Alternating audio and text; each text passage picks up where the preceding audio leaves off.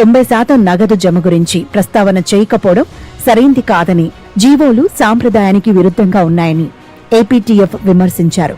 దీనిపై వెంటనే రాష్ట్ర ప్రభుత్వం స్పందించాలని డిమాండ్ చేశారు. 61 జీవో ఇచ్చే మీరు డిఆర్ రిలీజ్ చేయమని చెప్పుంటారని, అంతేగాని మరి అందులో ఈ కండిషన్ పెడతామని డిఆర్ 27-28 ఇస్తామని మన దృష్టికి వచ్చిందో లేదో మాకు తెలియదు. మేము రాలేదని మేము విశ్వసిస్తున్నాము.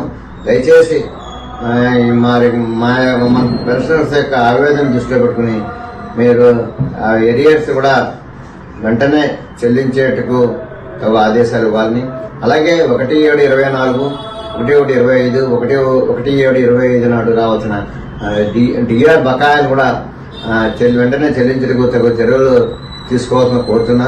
ఎందుకంటే పెన్షనర్కి వారికి రావాల్సిన బకాయిలని వారు బతుకున్నప్పుడే వస్తే వాడు సంతోషపడే అవకాశం ఉంటుంది.